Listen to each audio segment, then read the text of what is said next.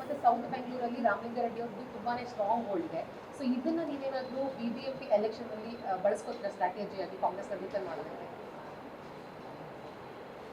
BJP ನಾವು ಗೆಲ್ಲಬೇಕು ಅಂತ ಹೇಳಿದ್ರೆ ಕಾಂಗ್ರೆಸ್ಸಿನ ಆಂತರಿಕ ಕಚ್ಚಾಟದಿಂದ ನಾವು ಗೆಲ್ಲಬೇಕು ಅಂತೇನಿಲ್ಲ.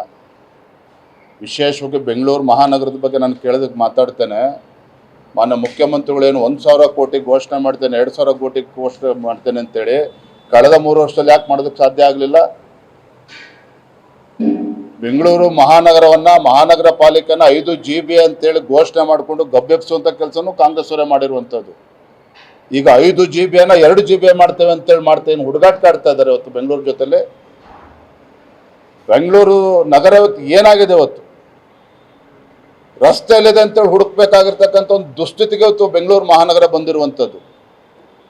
ಆಗಲೇ ಹೇಳ್ತೇನೆ ನಾನು, ಇವ್ರಿಗೇನು ಕೂಡ ಅಭಿವೃದ್ಧಿ ಬಗ್ಗೆ ಆಗಲಿ ಮತ್ತೊಂದಾಗಲಿ ಏನೂ ಕೂಡ ಕಾಳಜಿ ಇಲ್ಲ. ಹೇಗೆ ಲೂಟಿ ಮಾಡಬೇಕು, ಹೇಗೆ ಸರ್ಕಾರದ ಖಜಾನೆಯನ್ನು ಖಾಲಿ ಮಾಡಬೇಕು, ಇದು ಒಂದೇ ಅವ್ರಿಗೆ ಆದ್ಯತೆ. ಕಸದಿಂದ ಹೆಂಗೆ ರಸ ತೆಗಿಬೇಕು ಅನ್ನೋದು ಒಂದೇ ಅವ್ರಿಗೆ ಆದ್ಯತೆ ಇರುವಂಥದ್ದು. ಹಾಗಾಗಿ ಇವರಿಂದ ಯಾವುದೇ ಒಳಿತನ್ನು ರಾಜ್ಯದ ಜನ ಬಯಸೋದಕ್ಕೆ ಸಾಧ್ಯ ಇಲ್ಲ, ಬೆಂಗಳೂರು ಜನನೂ ಕೂಡ ಬಯಸೋದಕ್ಕೆ ಸಾಧ್ಯ ಇಲ್ಲ. Thank you.